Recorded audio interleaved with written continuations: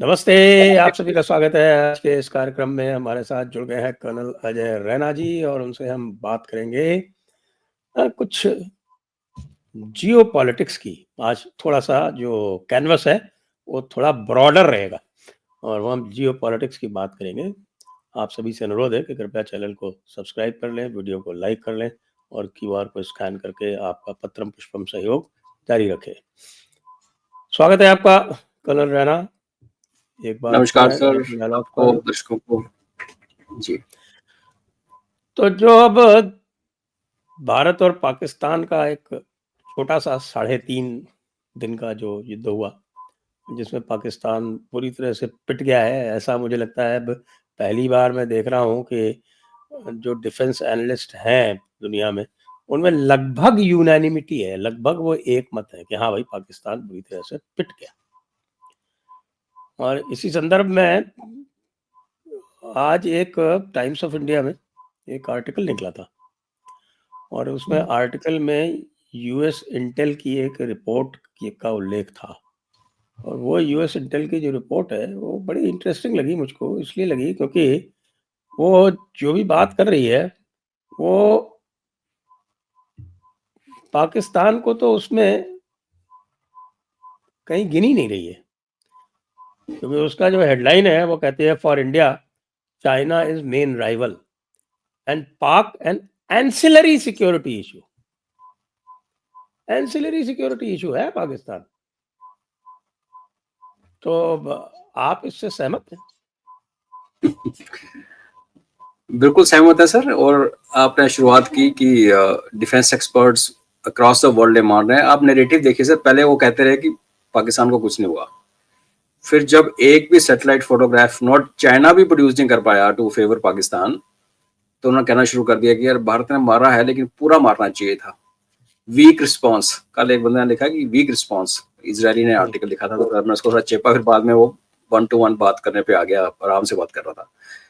तो that is a fact कि उनको पिटाई हुई। और लोग कहते हैं ना सर 7 बिलियन 8 बिलियन 10 बिलियन, तो आई टेल पीपल दैट पैसा तो ये हीरा मंडी है, इसको पैसा कहीं से मिल सकता है टेक्निकली, पर ये चीजें किसी ने बना के फैक्ट्री में रखी नहीं होती, तो तबाह की है ना सर। If you blown up ANTPQ radar और you blown up early warning system और एयर डिफेंस सिस्टम, कोई भी देश अपनी फैक्ट्री में रख के उसको टांग के नहीं रखता शोकेस में। सो अगर पैसे जेब में भी हो ना सर, तो भी नहीं आप खरीद सकते। इट्स लाइक कभी नेचुरल कैलेंडर में लोग फंस जाए, जितने मर्जी पैसे जेब में वो काम नहीं आते। रही बात है जो यूएन इंटेल की, सर मानना पड़ेगा, ये जो सुपर पावर ऐसे नहीं बनती सर। मैं ना एक थोड़े दिन पहले इनका 2007 का नेशनल सिक्योरिटी एस्टिमेट कुछ नेशनल इंटेलिजेंस एस्टिमेट एनआई की एक में पढ़ रहा था रिपोर्ट, तो उसमें इतना क्लियरली, जब पाकिस्तान न्यूक्लियर नहीं था सर, वो उसकी रेफरेंस दे रखी है, और 70s और 80s में अमेरिका को डर लग रहा है कि पाकिस्तान और भारत के बीच में न्यूक्लियर युद्ध छिड़ेगा। अब मजे की बात यह है कि सिर्फ पाकिस्तान न्यूक्लियर नहीं था, न्यूक्लियर तो हम थे, और हम लोगों ने डिक्लेयर कर रखा था कि हमने तो बिल्कुल पीसफुल करने के लिए करनी है। और आयरन लेडी ने तो कह दिया था कि पाकिस्तान चाहे तो हम अपना न्यूक्लियर टेक्नोलॉजी भी उनको दे देंगे, लेकिन वो तभी सस्पेक्ट कर रहे थे। और फिर वो कहता है कि 93 आते आते ये तो कंफर्म हो गया कि भारत और पाकिस्तान के अंदर न्यूक्लियर क्लैश होने का चांसेस 1 in 5 हो गए। एंड फिर हम उसको जब जो अब ये वही बताते हैं सर, ये बताना चाहते हैं, ये नहीं बताते कि उस साल पाकिस्तान ने चाइना में अपना पहला न्यूक्लियर ब्लास्ट किया था, एक्सपेरिमेंट किया था। तो वो तो बोलेंगे नहीं, बिकॉज उस टाइम चाइना उनका दोस्त था, उस टाइम तो चाइना को बढ़ा रहे थे। तो क्योंकि रशिया को तोड़ने में अभी रशिया टूटा था और चाइना अलग हुआ था, और चाइना पे ब्लेसिंग सी, चाइना प्रोग्रेस कर रहा था। तो इनके एस्टिमेट जो पब्लिक डिक्लेयर करते हैं उससे काफी ज्यादा इनके पास अपना अंदर का मसाला होता है, इसलिए उन्होंने 2-3 चीजें तो उसमें भी लिखी है। पाकिस्तान को फुटनोट की तरह ट्रीट किया, लेकिन ये लिखा है, और बांग्लादेश का नाम भी नहीं sir. That is something really interesting कि पाकिस्तान बॉर्डर स्क्रिमिशेस करता रहेगा और अपने को जल्दी से जल्दी न्यूक्लियर कैपेबिलिटी को बढ़ाएगा, बिकॉज वो भारत के साथ कंपटीशन कर नहीं सकता कन्वेंशनल वॉरफेयर में, तो वो battlefield nuclear weapons, technical nuclear weapons को यूज करेगा। तो एक ये भी बड़ी एक इंपॉर्टेंट बात है कि आज ये भी निकल के क्लियरली किसी ने लिखा है कि भारत का मुकाबला पाकिस्तान नहीं कर सकता। नहीं तो हमारे अपने देश के अंदर सेल्फ स्टाइल्ड फील्ड मार्शल हैं सर, जो इस साढ़े 3 लड़ाई से पहले ये कह रहे थे कि हम पैरिटी पे हैं और पाकिस्तान कई जगह से हमसे सुपीरियर है, और वो यही बात पहले चाइना के लिए दोहराते रहे। अभी तो ये भी एक बहुत इंपॉर्टेंट, अगर हम मानेंगे, एक डेटा पॉइंट है कि यहाँ पे यूएस की एक इंटेलिजेंस एजेंसी DIA ने ये उसमें मेंशन किया है कि पाकिस्तान इज इनकेपेबल, हमसे वो कन्वेंशनल लड़ाई नहीं लड़ सकता। सो मगर हमारे बारे में जो लिखा है सर, उसमें उसने ज्यादा कुछ नहीं लिखा। उन्होंने बोला कि हाँ वो अपनी कैपेबिलिटी बढ़ा रहा है, चाइना नंबर 1 एनिमी है, और हम पाकिस्तान को न्यूक्लियर वो जो अगर कल को टैक्टिकल न्यूक्लियर वेपन्स या nuclear weapons of different kind लेने की कोशिश करेगा, बनाने की कोशिश करेगा, तो भारत कैसे रिएक्ट करेगा उसके बारे में चुप है। बट आई थिंक हमारी लीडरशिप को क्लियर है, बिकॉज वो जो मैं आपको नेशनल इंटेलिजेंस एस्टिमेट की बात कर रहा हूँ, NIE रिपोर्ट की बात कर रहा हूँ, उसमें ये भी लिखा हुआ है कि भारत के पास हमेशा ऑप्शन थी कि पाकिस्तान को न्यूक्लियर बनने से पहले उसको डी न्यूक्लियराइज करके प्रीएम्प्टिव स्ट्राइक, वो बेसिकली वो इजराइल वाला प्लान का उसमें बिना नाम लिए उसमें लिखा हुआ है, लेकिन जो भारत ने कभी इस्तेमाल नहीं की। तो क्या आज वो कॉन्फिडेंट है कि पाकिस्तान ऐसी बदतमीजी पे आता है और भारत उस पर कुछ ना करे, तो इसलिए उन्होंने छोड़ दिया। अदरवाइज एक एस्टिमेट मैं सोच रहा था शायद लिखेगा कि जो अभी हमने करके दिखाया है उसके संदर्भ में शायद वो लिखेगा कि भारत शायद प्रीएम्प्टिव स्ट्राइक कर सकता है।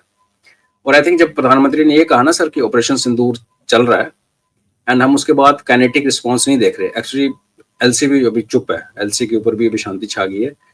तो आई थिंक भारत ने एक अपनी ऑप्शन ओपन रखी है, जिसको मैं उसको इमेजिनरी भी कह सकते हैं लोग, बट मुझे लगता है कि एक प्रीएम्प्टिव स्ट्राइक कह लीजिए, रिटेलिएटरी स्ट्राइक तो होनी, जब भी बदतमीजी करेगा उसको मार पड़ेगी, वो तो गिवन है। भारत ने नॉन काइनेटिक मीन्स पे जोर रखा हुआ है, लेकिन आई थिंक नजरें गाड़ के बैठा है कि अगर पाकिस्तान जो अभी हुआ है उसके साथ, अगर उसके एक्चुअली न्यूक्स कुक हुए हैं एटलीस्ट 1/3 ऑफ आर्सेनल, तो अगर भारत बदमाशी करेगा, क्योंकि वो रिपोर्ट में ये भी है सर कि चाइना, UAE, टर्की और सिंगापुर के थ्रू पाकिस्तान को न्यूक में हेल्प करेगा या कर रहा है, और उसके ट्रेसेस नजर नहीं आते। तो मेरे लिए ये इंपॉर्टेंट है सर, वो आपने सही कंक्लूड किया जो रिपोर्ट में जैसे कंक्लूडेड है कि अभी वो एक एंसिलरी या सब्सिडरी थ्रेट है पाकिस्तान, चाइना रिमेन्स 1।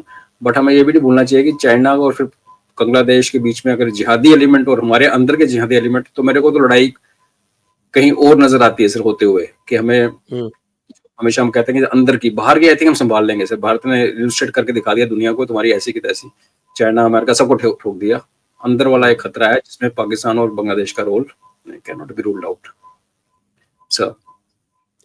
दूसरी बात यह है कि ये जो आपने कहा कि साहब कि 1993 में जो चाइना में टेस्ट किया गया पाकिस्तान का, तो अब कई लोग ये भी कह रहे हैं कि जब जो वहां पे टेस्ट किया गया वो पाकिस्तान का अपना बनाया हुआ था, नहीं था, वो तो यूएस का दिया हुआ था सर। उसमें थोड़ा सा डाउट ये है कि उसमें दो तरीके देखने के सर, लाइक आई सेड कि चाइना उस टाइम यूएस का गुड बेबी था, तो यूएस ने बोला होगा भाई जैसे ये हलाला कर लेते हैं ना सर दूसरे के साथ, तो वही करवा लें इनके साथ पॉसिबल।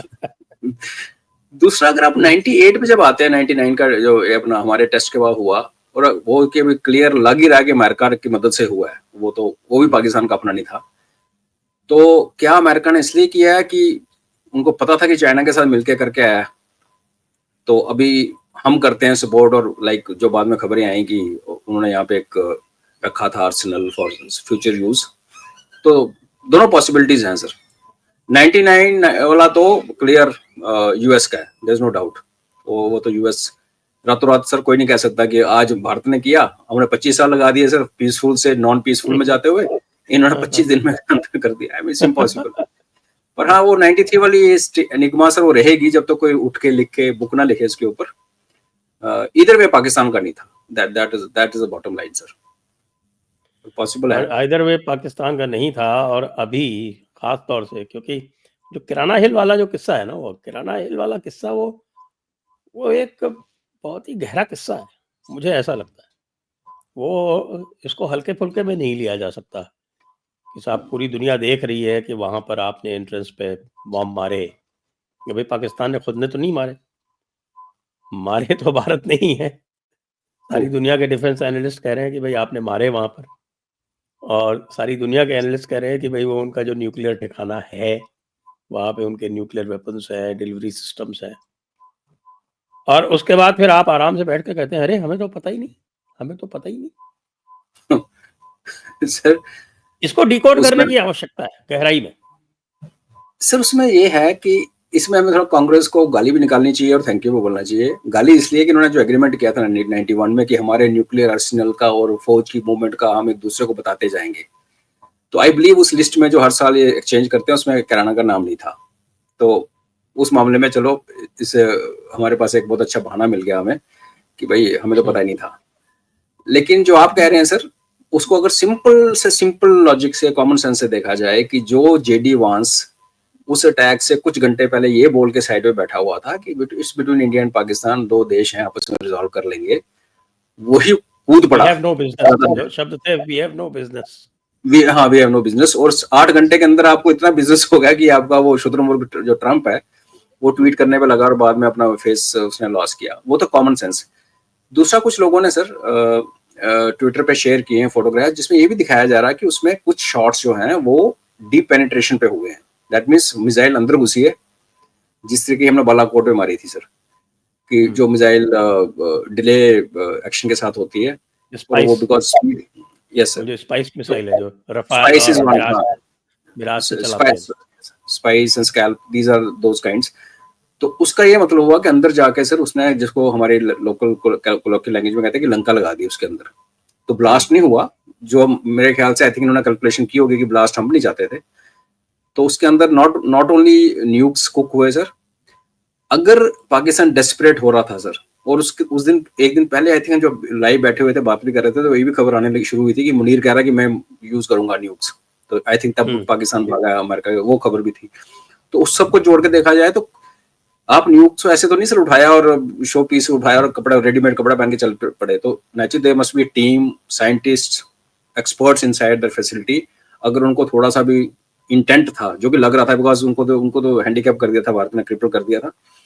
तो मेरे लिए बहुत ज्यादा इंपॉर्टेंट ये है सर कि हथियार जितने कुक हुए न हुए, उनके साथ जो बंदे कुक हुए, जो कि as per my estimate should be top of the line, जो उनके बेस्ट साइंटिस्ट या बेस्ट हैंडलर हैं, वो साथ में कुक हो गए। और आज सर ऑनेस्टली स्पीकिंग, यूरेनियम के एक एक ग्राम को दुनिया ट्रेस करती है। There are so many sources which actually tell you कि 20 ग्राम से ऊपर यूरेनियम कहाँ पड़ा हुआ है। जैसे हमने एक बार बात की थी, 0.1% निकलता है सर ओर में से, 100 ग्राम में से 0.1% ही निकलता है यूरेनियम। फिर उसको एनरिच करना बात की बात। तो पाकिस्तान दोबारा ये कैपेबिलिटी नहीं कर सकता, लेकिन वही ना, फिर उसके अंकल आंटी बैठे हुए हैं सर, तो कर सकते। डी कोड करने का सिंपल तरीका ये है सर कि पाकिस्तान के हम जैसे 93 की शुरू करें, 99 पे आए, सिंस पाकिस्तान का कभी भी न्यूक्लियर आर्सेनल अपने पास नहीं था सर, चाहे वो अमेरिका ने चाइना से करवाया या खुद करवाया। और जब हम देखते हैं कि अमेरिका की जो long standing policy of war fighting है कि अपने मेन लैंड से लड़ाई दूर रखो, तो कल को उसने अगर चाइना को टैकल करना था और रशिया को भी टैकल करना था, और रशिया के लिए तो हमेशा पाकिस्तान बना ही उसी ग्रेट गेम के प्रोडक्ट में था। तो एक लॉजिक हमें कहता है सर कि यहाँ पे इसने हो सकता है अपना एडवांस स्टोरेज की हो कि कल को कुछ क्लैश होगा, बिकॉज इतना तो पता है सर कि जब चाइना को पीटने जाएगा तो चाइना की कैपेबिलिटी को वो जानता है कि उसको पता होगा कि चाइना को पता होगा अमेरिकन न्यूज कहाँ है, तो तबाही हो तो फिर पाकिस्तान की हो।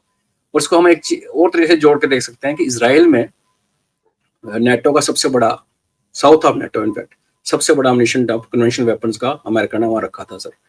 अब हम वहां से अगर आप लाइन ड्रॉ करते हैं हॉरिजॉन्टली, तो एक सेंस बनती है कि ठीक है, क्योंकि अभी जैसे अभी वो क्रिश्चियन स्टेट की बात कर रहा है थोड़ा और आगे जाके, तो पाकिस्तान रफली मिडल में पड़ता है। तो मेरा खुद का ये मान, अब इन चीज़ों के एविडेंस इकट्ठा करना हमारे ऐसे लोगों के लिए सर बाहर बैठ कर बड़ा मुश्किल है, बट लॉजिक और कॉमन सेंस लगाएं तो ये क्लियरली लग रहा है कि ये अमेरिकन आर्सेनल कुक हुआ है, इसलिए उनको तकलीफ हुई है। और मोटिव उनका यही रहा होगा कि कल को कुछ करना पड़े यहाँ से करेंगे, और ये अगर ये तबाह होंगे तो यही तबाह होंगे, क्योंकि जिस भी देश पे करते, चाइना या रशिया, वो दोनों कैपेबल ऑफ हैवी रिटेलिएशन। तो दिस इज और सर अमेरिका के अगर आप देखें कितने मिशन पाकिस्तान से उड़े हैं, रशिया के स्पाइंग के टाइम पे भी पाकिस्तान से मिशन लेके जाते थे। हाँ, वो यूट्यूब उड़ाते थे ना, यूट्यूब। तो सर ये इनका एडवांस बेस सर, हाँ वो क्रैश ना होता तो पता नहीं चलता खैर, बट ये एडवांस बेस ही था सर। हीरा मंडी, बिल्कुल सही, Heera Mandi sir, dollar Frank तमाशा देख। तो ये मेरी तरफ से अमेरिकन है सर, ये मेरी डिडक्शन है, अब पता नहीं सर कितना सही कितना गलत। हाँ, और ये बिल्कुल साफ दिख रहा है कि भाई आप कितना भी उनके साथ में स्ट्रेटेजिक कन्वर्जेंस कर लें, आप उनके साथ क्वाड कर लें, ये कुछ भी कर रहे हैं, लेकिन उनकी जो लॉन्ग टर्म एक विजन है, जिसमें वो भारत को राइज नहीं होने देना चाहते, क्योंकि वो भारत को एक पोटेंशियल राइवल के रूप में देखते हैं, तो वो उसमें तो फिर वो पूरा सेंस बनता है कि भाई पाकिस्तान उनके लिए बहुत ज़रूरी है लिवरेज के लिए। तो और मोर सो सर, जो आपने दूसरा आर्टिकल भेजा था उसकी लाइट में अगर आप देखें, अमेरिका के पास रशिया को डील करने के लिए यूरोप था, पूरा नेटो था सर, जो उसने बाद में एक्सपैंड किया और यूक्रेन में पंगा लिया। हमें अगर वो चाइना के साथ, हालांकि करता पाकिस्तान के साथ हमें जोड़ता है इंडो पाक, लेकिन अगर हम दुश्मनी की बात करें या एक इनसिक्योरिटी की बात करें, चाइना और इंडिया के एक, जैसे उसमें आई थिंक उसी आर्टिकल में लिखा हुआ ना लास्ट में सर, हम दोनों की जीडीपी जो है वो अमेरिका की जीडीपी से ज्यादा है, चाइना और इंडिया के मिला के 2035 में हो जाएगी, यस। 2035 में दोनों को मिला के अमेरिका की जीडीपी से ज्यादा हो जाएगी। तो यहाँ अनफॉर्चुनेटली अगर इंडिया, भारत और चाइना नहीं लड़ते तो अमेरिका के पास यूरोप लाइक सेटअप यहाँ नहीं है सर। उसके पास अभी दो ही ऑप्शन बचती हैं, एक है जो पाकिस्तान जैसे हीरा मंडी को न्यूक रखे और वो जो भी ड्रामा करे, और दूसरा फिर जिहादियों को हमारे पीछे लगाए, जिसमें वो बांग्लादेश, पाकिस्तान, और अभी कल आप देखिए सीरिया में जो नया ड्रामा शुरू हुआ है, अभी ISIS ने कॉल दे दी है, ISIS भी अमेरिका की देन है कि STS के लड़ाके निकल के हमारे पास आ जाओ, बिकॉज हम प्योरिस्ट हैं, ऐसा ऐसे ही है, STS वाला जो है बावला हो गया। तो वो एक पोटेंट फोर्स उस तरफ तैयार हो रही है जिससे वो ईरान को भी टारगेट और कर सकता है और हमें भी कर सकता है। इनफैक्ट अनलाइक रशिया, यहाँ उसके पास एक तो एक ही ऑप्शन है, वो है पाकिस्तान, बांग्लादेश को तो खैर गिनना नहीं, और दूसरा अनलाइक रशिया यहाँ उसके दो दुश्मन है, ईरान और, अब मैं अपने आप को भी पाकिस्तान अमेरिका का एडवर्सरी ही मानना है, हमें कोई आई थिंक इसको लॉलीपॉप बनाने की जरूरत नहीं है कि हम बड़े अच्छे मित्र हैं, ये हैं वो हैं, कुछ नहीं है। वो बेसिकली जैसे आपने कहा कि 20 साल, और इसके बारे में हम कितनी बार बात कर चुके हैं सर, कि आज नहीं 10-15 साल के बाद अमेरिका दूर की सोचता है, वो हम भारत को वहीं देखता है जहाँ चाइना आज खड़ा है। तो उसके लिए थोड़ा सा कॉम्प्लेक्स होना शुरू हुआ है। तो इसलिए जब एक कॉम्प्लेक्स सिचुएशन में सर आज अमेरिका को जो चीज फेवर करती है वो एक कॉन्फ्लिक्ट, इस इलाके में कॉन्फ्लिक्ट हो जिसमें हम फंसे रहे, उसमें चाहे पाकिस्तान का बेड़ा गर्क हो जाए, किसी तरीके से चाइना को उलझा ले, और चाइना को उलझाने के लिए वो म्यांमार में उसको फिंगर कर रहा है सर। अभी आपने देखा पहले उसने बांग्लादेश को बोला कि तुम पहले अराकान आर्मी की तरफ फौज भेजो, वहां से अराकान आर्मी ने पीटा, और अपने ट्रुप्स आगे कह रहे हैं हम अराकान वालों को सपोर्ट करना चाहते हैं। बेसिकली वहां चाइना का CMEC को तोड़ना चाहता है। तो आई थिंक पिछले शो में हमने बात भी की थी सर, हो ना हो कहीं फ्लैश पॉइंट उस पर हम अभी आएंगे, लेकिन आपने जो ये जो सीरिया वाली बात कही कि भाई आईसिस जो है वो कह रहा है HTS वालों के तो हमारी तरफ आ जाओ, इसी से संबंधित एक बड़ा समाचार ये आया है कि मस्तुंग के पास में, मस्तुंग जो है वो वहाँ से आपका रास्ता अलग अलग होता है, वो नोशकी और तफ्तान का, क्योटा के और साउथ ईस्ट में, और इधर कलात और कराची का। तो वहां से मस्तुंग से, तो कि मस्तुंग में आईसिस का, ISKP का बड़ा कैंप था, और 24 से 26 अप्रैल के बीच में, 24 से 26 अप्रैल के बीच में, और अब आप ये देखिए कि हम 1 महीने बाद ही हमारे पास समाचार आया कि 24 से 26 अप्रैल के बीच में वो घेर के वहाँ पूरे जितने भी ISKP के जितने भी वहाँ पे लड़ाके थे, BLA ने सबको खत्म कर दिया। क्या इसमें किसी और का भी हाथ था? क्योंकि इससे नुकसान किसको हुआ? इससे तो नुकसान हुआ पाकिस्तान को तो हुआ ही, US को भी हुआ। US को हुआ है सर। ISKP उनका डिक्लेयर्ड दुश्मन तो है, लेकिन वो ISKP को यूज करता है ISI के थ्रू, ईरान में यूज करता है, उसने मॉस्को में यूज किया, ताजिक्स बार रखे हैं वहां पे। सर मैं तभी कभी कहता हूँ, हमेशा लोग कहीं मेरे से नाराज भी हो जाते हैं कि हमारी जो लाइन ऑफ डिफेंस है ना सर वेस्ट की तरफ से, वो खींचनी चाहिए अफगानिस्तान और खत्म होनी चाहिए ग्वादर में। तो हमें बलोचिस्तान और अफगानिस्तान दोनों को सपोर्ट करना चाहिए। ये जो हीट वहां से हीट आनी है सर, आज नहीं आई तो 5 साल में 3 साल में आएगी जरूर सर। ईरान को भी लपेटेंगे ये, और उसके बाद देखो sir there is no line of defence, सीधा फिर हमारा बॉर्डर है, और पाकिस्तानी तो वेलकम करेंगे, आओ आओ आओ आओ हमारे इधर से आओ, और यहाँ से निकल जाओ और ईस्ट की तरफ हमारी तरफ।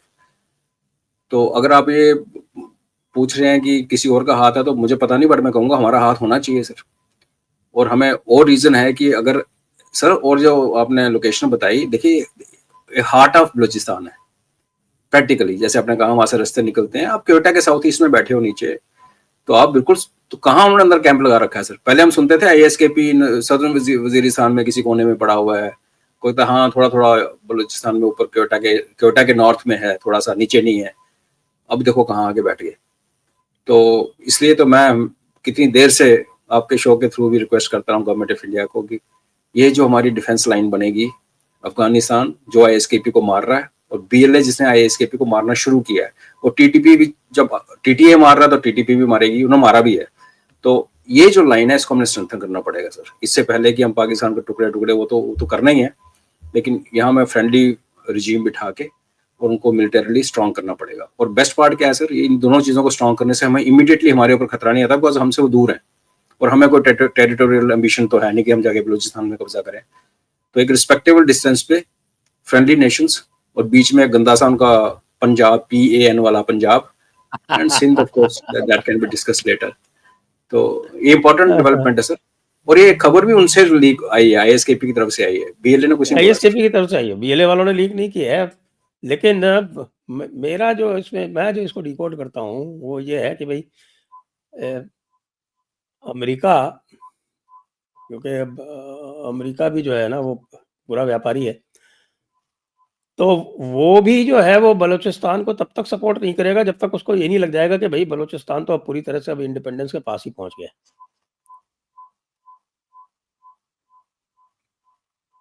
सही है सर।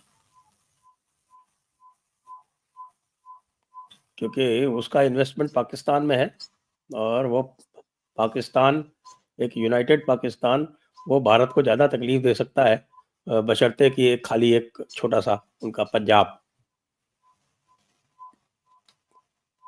पर उसमें उसमें एक वो भी है सर कि जो पैसे इसने अमेरिका ने यहाँ डुबोए हैं, और ट्रम्प बीन बिजनेसमैन, जो रिटर्न उसको, जो ROI जो उसको बलूचिस्तान के अंदर मिलेगी, कि कल को वहाँ की माइनिंग, वहाँ की गैस, वहाँ की एवरीथिंग, बलूचिस्तान तो मतलब ट्रेजर ट्रोव की तरह है।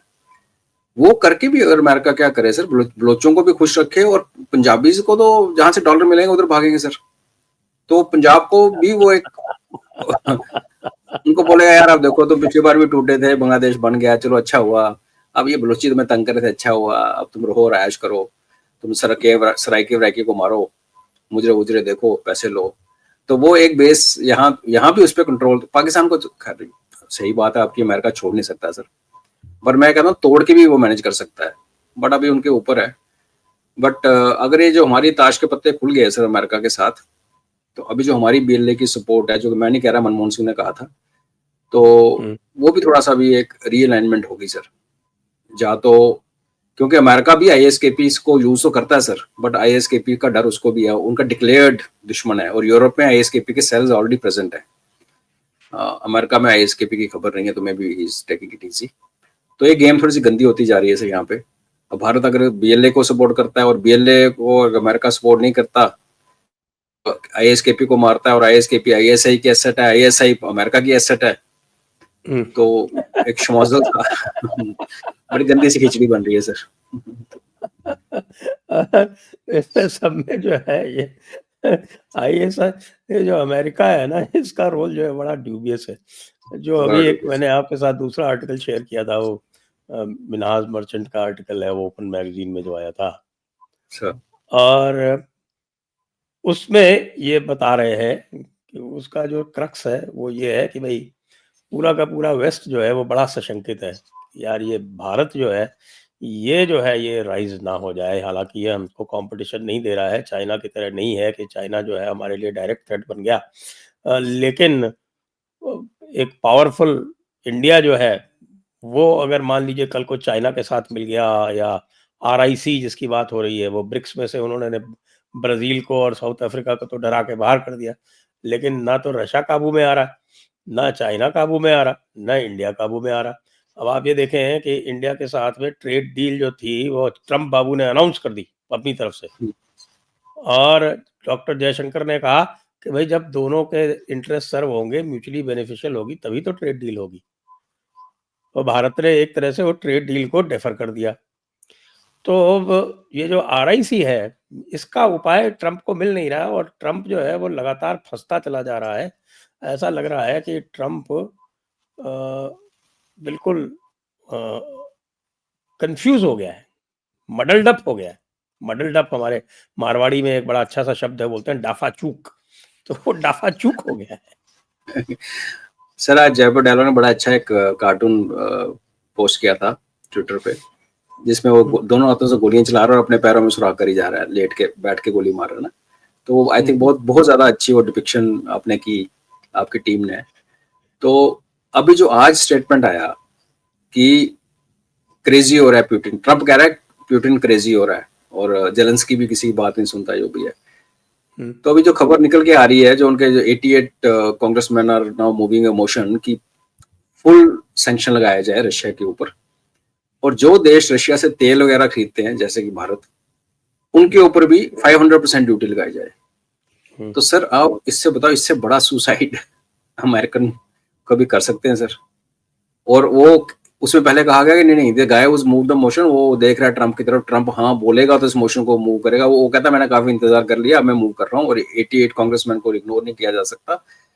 तो अगर ऐसा हो गया सर, तो फिर आरआईसी की मिडवाइफ, आरआईसी जो अभी इतने से पैदा नहीं हो रहा था, आज पैदा हुआ, जैसे हमारे गाय और घोड़ों में होता है ना सर, कभी 9 महीने कभी 10 महीने, कई बार 1-2 महीने ऊपर हो जाते हैं। तो आरआईसी काफी ओवरड्यू हो रखा था। तो मुझे लगता है उसकी दाई माँ का काम, शुभ हाथ जो है और अमेरिका के साथ ही होंगे। अगर ऐसा करतूत करेगा सर, तो ठीक है फिर सर, हमें थोड़ा चाइना के साथ डील करना पड़ेगा। पर मैं हमेशा कहता हूँ सर, ब्रिक्स में चाइना का दबदबा है, और अभी 44 मोर नेशंस की जो बात चल रही है, जितना वो शमौजल बढ़ जाए, लेकिन आरआईसी एक ऐसा संगठन है सर, यहाँ पे चाइना एक तरफ है, भारत एक तरफ है, और रशिया जो है वो ठीक है, मतलब he is not our enemy, he is not like China. हम ये नहीं कह सकते कि रशिया चाइना को छोड़ के हमें जप्पी डालेगा, बट चाइना से उसकी भी प्रॉब्लम है, 4500 किलोमीटर का बॉर्डर उसका भी अनरिजॉल्व है।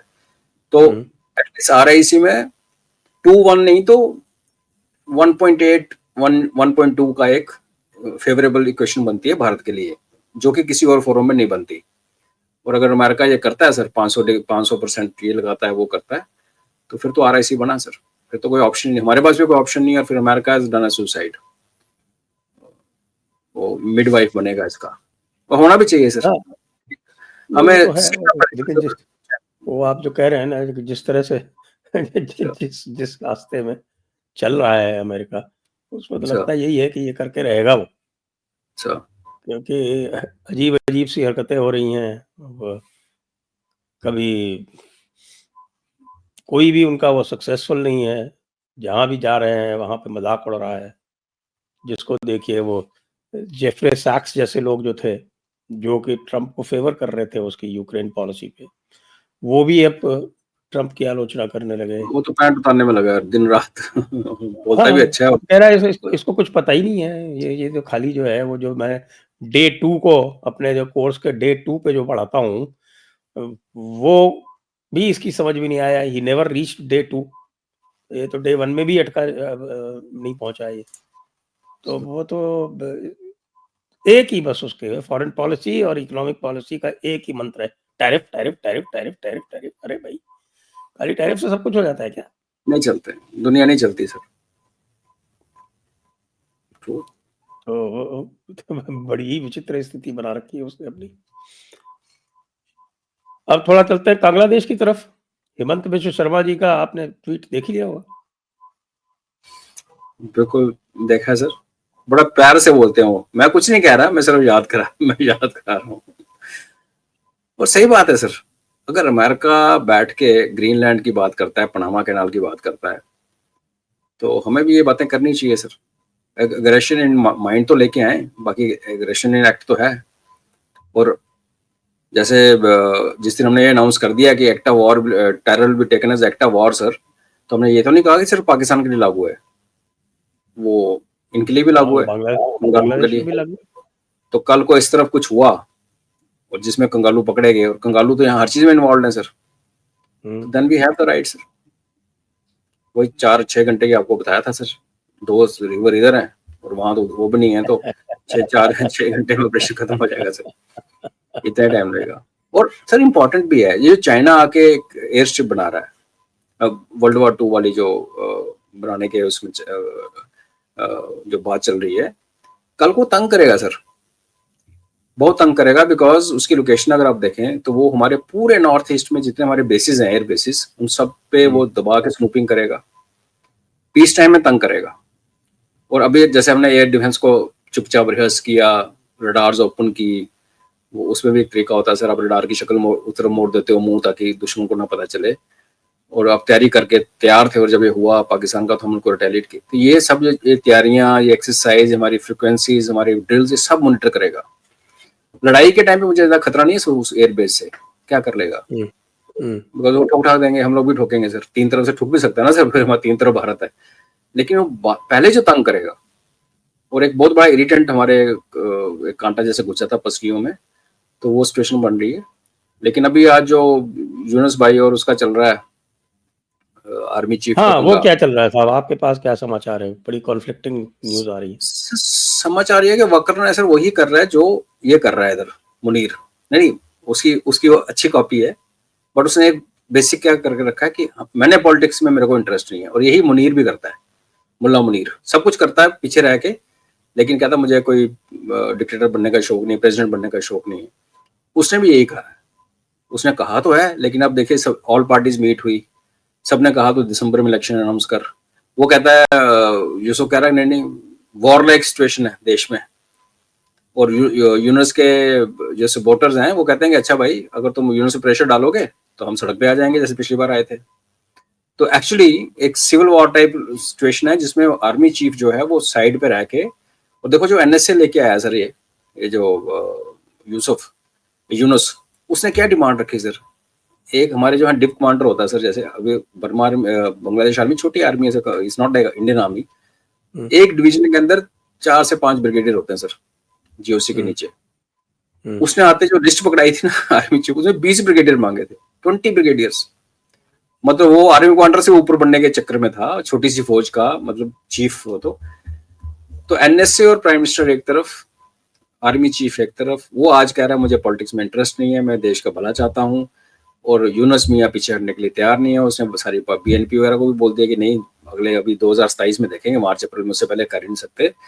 तो मुझे एक civil war like situation develop होती हुई दिख रही है सर, और जिसमें फिर हो सकता है कि फिर ये हमारे वकर मियां ही शासन की डोरी संभालें, बिकॉज आज की डेट में विद इन आर्मी उसके पास सपोर्ट है।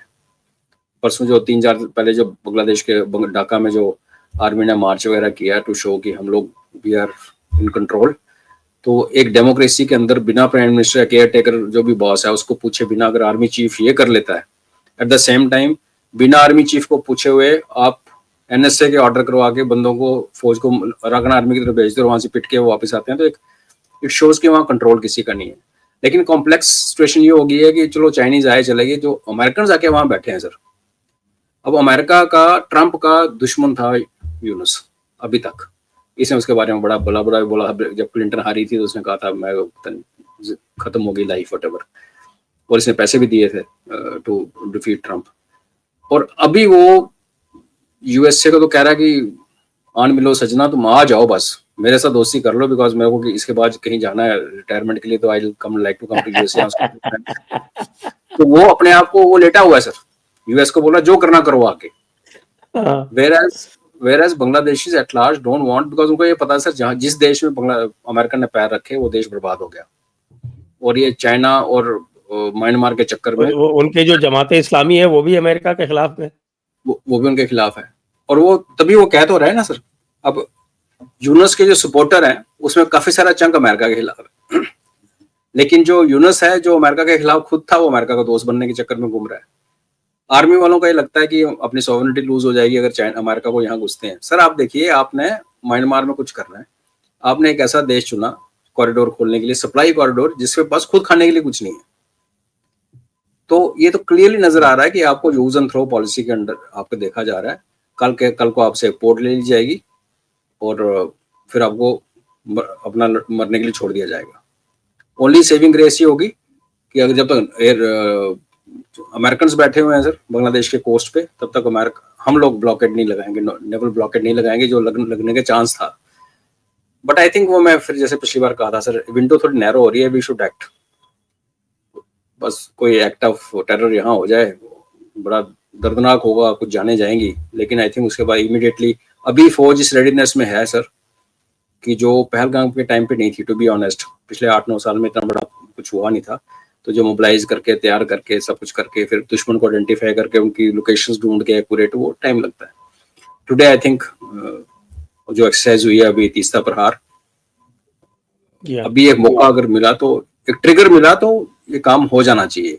होगा नहीं होगा तो अभी समय बताएगा सर, बट कंगलो देश खत्म है सर। जहां चाइना अमेरिका इकट्ठा घुस जाए, जमायती साथ में आ जाए सर, और चीफ की उसके साथ न बने तो, और देश अभी तो मानसून आने वाले हैं sir. Historically 25%, of and on 33% Bangladesh पानी के नीचे होता है, बाकी तो होगी कि नहीं। इस बार मानसून जल्दी आ गए। इस बार तो सर चलिए शुरू ही हो गया इनफैक्ट, यस सर, यहाँ तो ओले पड़ रहे हैं। बॉम्बे में तो आज ही मानसून आ गया सर।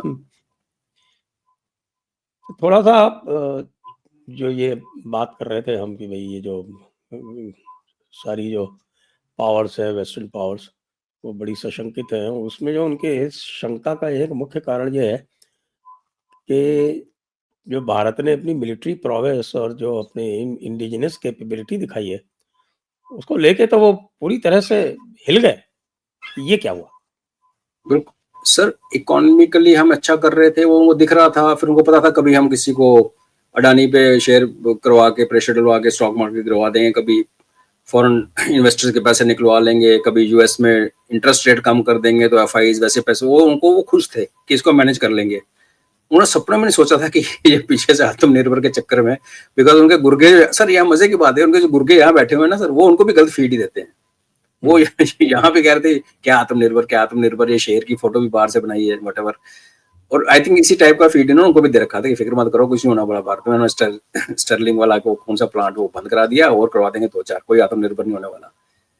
और ये जो एग्जीबिशन हुई पावर की, ब्रूट पावर, और ब्रूट भी फिर विद एक्यूरेसी, उससे हिल गए सर। और उसके दूसरी तरफ कौन था सर? उसके दूसरी तरफ चाइनीज, और हमारा आपने देखा चाइना का रुख, उस आर्टिकल में भी आई थिंक मेंशन है कि चाइना उस दिन से बैलेंस्ड अप्रोच लेके चल रहा है। नहीं, ये इंटेल में, आई थिंक इंटेल में नहीं, इसमें चाइना ये दिखाने की कोशिश कर रहा है कि साहब, उनके स्पोक्समैन का भी आया था ना कि स्पोक्समैन से जब पूछा गया तो वो बिल्कुल बैलेंस करके वो जवाब दे रही थी। बिकॉज उनको आग की पहला सेक तो उनको लगेगा सर, यूएस से तो दूर बैठा है, तो दे अंडरस्टूड, और उनकी जो बेइज्जती हुई है, जगहसाई हुई है सर। तो ये तो शॉक है सर, दिस है शॉक। यूरोप तो इस टाइम मिलिटरली तो सर इस मीनिंगलेस, उसका है नहीं। तो अमेरिका भी देख रहा था, चाइनीज भी देख रहे थे, और अमेरिकन वेपनरी एशिया में कभी फेल हो जाए तो उसके सोच चीजें वो बोल देते हैं कि सर टेम्परेचर का ये है, हमारा इक्विपमेंट इसके लिए बना है, हमारा ह्यूमिडिटी इतनी होनी चाहिए थी। चाइना किस मुंह से बोलेगा सर? चाइना का तिब्बत को छोड़ के बाकी चाइना पाकिस्तान की तरह ही है, कोई फर्क नहीं है टेरेन में। तो their best equipment failed in Pakistan. तो वो जो उनके सपने थे कि तिब्बत को पूरा वो एयर डिफेंस लगा देंगे, तिब्बत को अनब्रीचेबल बना देंगे, तिब्बत में हमारा परिंदा पर नहीं मार सकता, और हमारे लंगूरों ने बोलना भी शुरू कर दिया था कि तिब्बत प्लेटो के ऊपर तो हम सोच भी नहीं सकते। इनफैक्ट गलवान के बाद एक आर्टिकल आया था यूनिवर्सिटी फील्ड मार्शल साहब का, उसने कहा था कि हमारे पायलट इतने डरे हुए हैं अच्छा, कि वो उधर जाना ही नहीं चाहते, बिकॉज उनका एयरक्राफ्ट तो टेक ऑफ करे ना करे, चाइना का उनका एयर डिफेंस इतना तगड़ा कि उड़ा देंगे टेक ऑफ करते हुए हमें। तो ये सारे वो दावे जो है, S-400 का पुराना वर्जन है, ट्रायम्फ वाला नहीं है। पुराना है तो, बट फिर इनकी भी सर रिवर्स इंजीनियरिंग, उनकी जासूसी बहुत, इनको सर जो अमेरिका ने ऑलमोस्ट 40 साल खुल दे के रखी थी ना कि आओ जो देखना यहाँ से देख के जाओ। फिर रशिया से भी अभी जो इनका जो HP सीरीज की डिफेंस सिस्टम है, S-300 है, कॉपी है उसकी, तो खुद ही रिवर्स इंजीनियरिंग की है। तो अभी S-500 will make lot of difference, और जैसे आपने पहले शो शुरू होने से पहले कहा, Kush will make lot of difference, because उसके आने से, और ये एंटी स्टेल्थ, अभी लोग ऐसे मजाक कर रहे थे कि JF-35 को तब दूरबीन से देख लेते हो, रडार से देखने की जरूरत ही क्या है, स्टेल्थ क्या है। तो ये जो आप कह रहे हैं ना, तो इसमें अभी जो बातें चल रही हैं, खासतौर से बड़ा एक्साइटिंग वो चल रहा है इसमें, और पब्लिक जो है वो बड़ी एजुकेटेड हो गई है इस मामले में भी। अब भारत के पास जो ऑप्शंस हैं, आपने कहा ये VHF रेडार जो है, ये कहा कि साहब स्टेल्थ J-35 लाएंगे तो लो, जो हमारा ये VHF और L बैंड जो है वो डुअल पर्पस ये रेडार आ गया। और SU-57 की बड़ी बातें हो रही हैं। मुझे तो पता नहीं, मुझे तो कोई कन्विंसिंग लग नहीं रहा कि भारत SU-57 अचानक करेगा। तो SU-57, S-500 और भारत के खुद के जो कुश प्रोजेक्ट है, या आपका ये जो VHF बैंड रेडार है, तो थोड़ा इनके बारे में बताएं कि भाई इससे कैसे हमारी जो और कैपेबिलिटी कैसे ऑगमेंट होती है। सर देखिए, अब एयर डिफेंस की जब बात चली रिसेंट पास्ट में, तो हमने S-400 ही बोला। जब प्रॉब्लम भी शुरू हुई, पहलगाम के बाद डिप्लॉयमेंट हुई, तो S-400, किसने आकाश तीर की बात नहीं की, किसी ने पिचोरा मिसाइल, जो कि दुनिया भूल भाल गई, ऐसे पिचोरा को तो मतलब खुद ही उड़ा देते हैं ग्रेनेड लगा के, बिकॉज पुरानी हो चुकी है। जू हम लोग सोचते हैं म्यूजियम में जाने के लिए ठीक है, जू गन्स टू बैरल, और जब मेरे घर के सामने 50 मीटर दूर रोड के उस तरफ चली तो आवाज मजा आ गया था, पुराने दिन याद आ गए जब वो फायर करती है डबल बैरल। तो भारत अपने चुपचाप लगा रहा सर। इस बार क्या हुआ है कि अब हमें भी पता है कि हमारी चुपचाप ही रह नहीं सकती दुनिया की, अब सारे सेंसर्स हमारे ऊपर हैं सर, दुनिया की हर निगाह हमारे ऊपर है, तो ठीक है हम खुद ही डिक्लेयर करते हैं। अभी एंटी स्टेल्थ का सर, और आप इससे ये जोड़ के देखिए कि रफाल क्यों कर रहे हैं सर। रफाल वो जहाज है जिसने दुनिया का एक स्टेल्थ जहाज आज की दुनिया में प्रूवन है, वो F-35, उसको वेस्ट एशिया में लॉक कर लिया था, और अमेरिका ने बड़ी कोशिश की उस खबर को दबा दो, ये कर दो, वो कर दो। तो ऑलरेडी हमारे पास F-35 को आइडेंटिफाई और डिटेक्ट करने की कैपेबिलिटी है सर ऑलरेडी। तो उसके मुकाबले में JF-35 तो कोई is not even tested sir.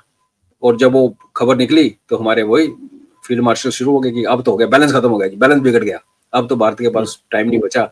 As if JF-35 battle hardened है, और पाकिस्तानी पायलट पहले दिन ही वो जो ग्रेनेड वाली ट्रेनिंग वाली बात होगी अरबों वाली sir, you take 2 years to train on a fighter aircraft. तो ये जो स्टेल्थ टेक्नोलॉजी की डिटेक्शन है सर, टू बी ऑनेस्ट हम किसी को खबर नहीं थी कि ऐसा हो रहा है, डेवलपमेंट अंदर हो रही है भारत के अंदर। जैसे मैंने कहा कि क्योंकि भारत को पता है कि सब इनकी नजरों में आ ही जाएगा, तो चलो आप खुद ही डिक्लेयर करते हैं। तो this is something really really big. That means sir ये बैटल ऑफ विट्स है। अगर टैंक में भी आप देखेंगे, टैंक और वर्सेस जो बॉम्ब होता है टैंक उड़ाने वाला, जो जिसको हम शेल कहते हैं, उसके बीच पे कभी स्टडी करेंगे, बड़ी इंटरेस्टिंग लड़ाई है वो, उसने ये किया, उसने ये किया, उसने ये किया, उसने किया। तो स्टेल्थ का भी स्टेल्थ तब तक है सर जब तक आप, जैसे आज के बहुत सारे जहाज वर्ल्ड वॉर 2 के रडार्स के लिए स्टेल्थ हैं ऑलरेडी, लेकिन जैसे जैसे रडार्स प्रोग्रेस करने लगी तो स्टेल्थ भी प्रोग्रेस करने लगा। तो जब ये कहते हैं कि F-35 स्टेल्थ है, इसका मतलब दुनिया में जितनी रडार्स हैं वो कोई भी उसको डिटेक्ट नहीं कर सकता, कैपेबल नहीं है। तो भारत ने जब अनाउंसमेंट की कि हमारी ये आ गई है अपनी एंटी स्टेल्थ, इन्होंने मेंशन तो नहीं किया कि कौन कौन से जहाजों को पकड़ेगी, बट द फैक्ट रिमेंस कि हमने एक बहुत बड़ा लीप लिया। और इस पिछले कॉन्फ्लिक्ट ने बता दिया हमें सर कि मारक शक्ति से उतनी ही जरूरी है आपकी संभालने की शक्ति। आपने पाकिस्तान के अड्डे उड़ाए, बहुत जरूरी है। मैं तो जम्मू टाउन में बैठा हूँ सर, हमारे ऊपर तो 8 मिसाइल आई उस दिन रात को, अमृतसर में भी आई। अगर उनको ना रोकते, उसके बाद हम 11 उनके एयरफील्ड उड़ा दिए, वो सब किया, एग्रीड। बट अगर हमारे यहाँ नुकसान हो जाता सर, तो वो जितनी हमारी खुशी है, जितनी कॉन्फिडेंस शैटर हो जाता। तो एक एंटी स्टेल्थ बना के भारत ने कहा ठीक है जी, हमारे पास स्टेल्थ एयरक्राफ्ट आज शायद है नहीं है, लेकिन हमें तुम्हारे स्टेल्थ पकड़ने की काबिलियत आ गई। तो एक बार स्टेल्थ हमारे पास, और F-35 को पहले ये रफेल पकड़ता है, तो वो भी गया। रही बात Su-57 के साथ, ये तो क्लियर है कि हमें एयरफोर्स में स्क्वाड्रन्स बढ़ाने पड़ेंगे। हालांकि मैं एग्री नहीं करता 12 वाली फिगर से, लोग एक लिगेसी फिगर्स लेके बैठ जाते हैं सर। उसकी मैं आपको एग्जांपल देता हूँ कि हमारी आर्मी में ना सर, हर 4-5 साल के बाद हमारी यूनिट्स की जो उसको एस्टेब्लिशमेंट कहते हैं, एस्टेब्लिशमेंट मान लो जो हमारे पास कितना इक्विपमेंट होना चाहिए, कितने बंदे होने चाहिए, वो चेंज, उसको रिवाइज किया जाता है। तो एक टाइम था जहाँ पे 4 क्लर्क बैठ के 4 टाइपराइटर पे लगे रहते थे, आज वहां पे एक कंप्यूटर ऑपरेटर है, बिकॉज वो जो 4 टाइपराइटर वाले काम करते थे वो सिंगल कंप्यूटर ऑपरेटर कर लेता है। टू गिव यू एग्जांपल कि जब हम यंग थे सर, तो सीईओ के लेटर टाइप किया, उसमें एक एरर हो गया, कॉमा नहीं लगा गलती से, तो उस कॉमा के लिए पूरा लेटर फिर टाइप होता था, बिकॉज सीनियर हेडक्वार्टर में को लेटर जा रहा था, उसमें आप पेन से मार्क करना अच्छा नहीं, taken as a sign of carelessness. तो जब कंप्यूटर्स आए, तो अब उसी को पकड़ो, उसको कॉमा लगाओ, फुल स्टॉप करो, लाइन चेंज कर दो, कुछ कर, 2 मिनट में प्रिंट निकालो, बड़ी हद हुई तो वो एक प्रिंट 2 बार निकालना पड़ेगा। तो with time things have change. इसी तरीके स्क्वाड्रन की गिनती करते हैं सर। आज जो मल्टी रोल एयरक्राफ्ट नई टेक्नोलॉजी वाले आ रहे हैं, जो आपको हर रोल निभा के देते हैं, तो क्या हमें वो 12 या 13 स्क्वाड्रन पूरे चाहिए, या हो सकता 10 या 9 से काम चल जाए? कुछ भी है, द फैक्ट मीन्स कि हमें सर स्क्वाड्रन चाहिए, हमें अपनी चाहिए, और ये भी हमें पता है कि लॉसेस भी होंगे। और अगर आप हमारी इन्वेंट्री देखेंगे तो जो टैंक्स बैटल में जाते हैं सर, उनका कुछ परसेंट एक पीछे रिजर्व में होता है, जो कि रिप्लेसमेंट आती है उसकी, बिकॉज जब आप लड़ाई में जाओगे लॉसेस होते हैं, तो हमें खरीदने हैं, प्लस हमें रिडंडेंसी उसके अंदर डालनी है। तो उसमें फिर ऑप्शंस के ये थी कि जो डिस्कशन चल रही है अभी, लॉबिंग यहाँ हो रही है क्लियरली सर, जो अमेरिकन लॉबिस्ट हैं वो कह रहे हैं F-35 सबसे बढ़िया है, बाकी दुनिया ये कहते हैं भाई F-35 वाइट एलिफेंट है, जो कि मस्क ने खुद कहा, और उसकी लाइफ साइकिल जो उसकी कॉस्ट है, it is the highest in the world and it's not affordable to be honest. तो हम क्यों ना, तो प्लस जो अमेरिकन इंटरफेरेंस जो आपको उस दिन मजबूर कर सकती है, जो आपको इंटरवीन करके बोलती है कि बंद करो लड़ाई, वो कल को कुछ भी कर सकती है। उसके वर्सेस अगर आप देखें तो Su-57 उस किटी से आता है जिसमें हमारे पास सुखोई ऑलरेडी है, और रशिया के साथ एज इट इज हमारे, और ये जो जो हरकतें ट्रंप कर रहा है सर, जैसे जिसके भी बात की हमने, और जो उसका रवैया है, और अगर RSC बनता तो हमारा और लॉजिक बनता है कि हम रशियन इक्विपमेंट के ऊपर जाएं, और कॉस्ट वाइज भी वो अच्छा है। हालांकि इनिशियल कॉस्ट में भी उसमें कोई राफेल और F-35 की ज्यादा फर्क नहीं है sir, in fact Rafale fully loaded Rafale F-35 से महंगा है, लेकिन लाइफ साइकिल में सस्ता पड़ता है। सो उससे भी सस्ता पड़ता है 57, and Su-57 good weapon and combination of Su-57, क्योंकि Su-57 को सर आप एक अटैक मोड में, डॉग फाइट में, it may not really perform that well, तो आप उसके लिए राफेल, और डिफेंस के लिए Su सीरीज का 30 हमारे पास ऑलरेडी है, उसके डिफरेंट मार्क्स हैं, और 57। अब होता क्या है, अभी डोवाल साहब चले गए तो लोगों ने एस्टिमेट लगाने शुरू कर दिए, कोई कहता है जी ये डोवाल साहब का वो कैंसिल हो गया है, वो उनके कोई वो बुखार आ गया है, तो उनका कैंसिल हो गया अभी अभी अभी अभी भी समाचार में। ओके सर, तो उस पर स्पेकुलेशन बढ़नी शुरू हो गई थी। वो लॉबिंग है सर, वो काफी दिन से आपने देखा होगा चल रहा है। इससे पहले क्लैश शुरू होने से पहले लॉबिंग स्टार्ट हो गई थी, कि जब राफेल नेवी के लिए जब ऑर्डर हुए थे तो कुछ को मिर्च लग गई थी कि अभी भारत नहीं खरीदने वाला F-35, और F-35 के दीवाने यहाँ बहुत बैठे हैं सर। यहाँ तो चाइनीज ड्रोन, यहाँ तो चाइनीज ड्रोन के दीवाने भी थे सर, यहाँ तो चाइनीज ड्रोन के दीवाने भी थे जो हाथ में दिखा रहे, देखो कितना अच्छा ड्रोन है। हाँ जी, वो तो हमारे जो है वो युवा नेता तो लेके घूम रहे थे चाइनीज ड्रोन। यस सर, अब नहीं बोल रहे, भारत के ड्रोन की एक बार भी तारीफ नहीं की। बिल्कुल नहीं सर, आग लगी पड़ी है सर, कैसे बात कर रहे हैं। अब वो बैडमिंटन खेल रहे हैं, AI इमेज, नेट पीछे और खेल आगे रहे हैं। कहते हैं ऐसे राजा वैसे प्रजा। और ब्लू स्टार का डिटेल मांग दिया होगा। मैं तो बड़ा फेवर, आज पहली बार मैं कांग्रेस की सपोर्ट करता हूँ सर, ब्लू स्टार का पूरा डिटेल डिक्लासिफाई करना चाहिए। बिल्कुल मिलना चाहिए, ब्लू स्टार बहुत जरूरी है, व्हाइट ब्लू पेपर, स्टार के व्हाइट बिना तो पेपर काम ही में, नहीं चलेगा हमारा। बिल्कुल सर, हमको सबको ब्लू स्टार के पूरे डिटेल्स के बारे में जानकारी चाहिए। करना चाहिए सर। तो अब इन सारे खेल में एक खिलाड़ी तो अभी तक आया ही नहीं है, वो है Indian navy. Sir Indian navy ने तो रोल तो अपना प्ले किया, बट हाँ उनका हमेशा विचारों की कंप्लेन रहती है, यार तुम लोग हमें आने थे। लगता है मुझे इस बार भी उम्मीद थी नेवी से शुरू करेंगे, आपके प्लेटफॉर्म पे भी बात हुई नहीं, थी। लोग कहते हैं कि वो सक्कर में जो रैमपेज मिसाइल जो MiG-29 ने यूज की है, वो MiG-29 जो था वो विक्रांत से आया था, ऐसा लोग कह रहे हैं। इनफैक्ट आपको याद है सर, शुरू में पहली बेस्ट प्रेस ब्रीफिंग में हुई थी जो लेडी ऑफिसर, उसमें किसमें मेंशन किया था कि हाँ नेवी के सहयोग से, हाँ बिल्कुल, उनसे उससे कोई मिसाइल्स भी ली थी। हम्म, तो बट नहीं, वो जो धूम धमाका जो करना ना नेवी ने, वो ड्यू है सर, ओवर ड्यू है, और लगता है वहीं से होगा, अभी नेक्स्ट होगा तो वहीं पे होगा। सेफेस्ट है सर, ब्रह्मोस अभी फायर करनी है सर, आज की डेट में कॉमन सेंस की बात है, हमारे पास तीनों जगह से फायर करने की कैपेबिलिटी है। अगर आप एयरबॉर्न होके एक अपने आप को इनवाइट करते हो ट्रबल, जहाँ ग्राउंड पे करके अपनी लोकेशन देने से अच्छा है आप पानी के नीचे से कीजिए सर। जब तक वो पता चलेगा हुआ क्या, तो तब तक जिसने फायर किया वो तो और नीचे चलाएगा, समुद्र की गहराई में दिखेगा नहीं, उनकी कैपेबिलिटी नहीं है। और नेवी में हमारे में डिफरेंशियल बहुत ज्यादा है सर, बहुत ज्यादा है, हम बिंदास घूम सकते हैं। तो लॉजिक तो यही कहता है कि अगली बार फायर होगा तो समुद्र के अंदर से होनी चाहिए sir.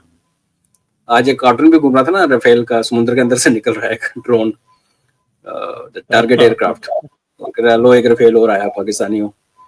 So I think next phase में आएंगे सर हमारे मैन इन व्हाइट। हाँ, लेकिन ये तो है, वो पूरी दुनिया की आपने जो है वो जो डिफेंस इंडस्ट्री थी, जो देखिए 3 बड़ी इंडस्ट्री है, बल्कि 4 बड़ी इंडस्ट्रीज हैं आज की डेट में जो पूरी दुनिया चलाती है। नंबर 1 आर्मामेंट्स या defence industry, number 2 pharma, number 3 oil और नंबर 4 अब टेक हो गई है। अब इसमें से 4 में से 3 में भारत अपना पूरा दबदबा दिखा रही है। बिल्कुल सर। और चौथी का भी स्वरूप चेंज कर रही है सर।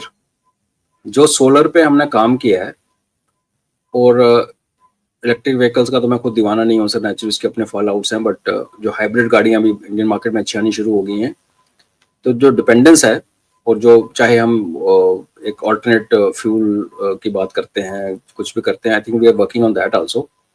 तो उसमें हम उसमें पावर तो नहीं बन पाएंगे, बट सेल्फ सस्टेन हो जाएंगे सर। लगता है 5-7 साल के बाद हमारा इम्पोर्ट बिल बहुत नीचे जाने वाला है सर। इनफैक्ट वी में स्टार्ट सेलिंग, आगे हीरा मंडी, पन्ना मंडी थोड़ा बिहेव करें तो इनकी बिजली वगैरह हम यहाँ से बना के पैकेज करके बेच सकते हैं सर। वो तो भाई पन्ना मंडी में जाती भी है हीरा मंडी बिल इतनी नहीं। बेवकूफ थी कि जब हमारे यहाँ 5 रुपए में हम बिजली उनको दे सकते थे, सरप्लस बिजली थी। अब वो चाइना से नेगोशिएट कर करके और 18 रुपए में बिजली उन्होंने नेगोशिएट की थी। और वो उस टाइम की बात है, उस टाइम का 18 रुपए है कि ये सर 10-15 साल पहले की बात है। तो अब उनकी तो अकल की खैर क्या करें। तो आइए आज की चर्चा को अब यहीं पर विराम देते हैं। सभी दर्शकों को बहुत बहुत धन्यवाद, कर्नल रैना को बहुत बहुत धन्यवाद। जय हिंद, जय भारत, वंदे मातरम। जय हिंद, जय भारत सर, वंदे मातरम।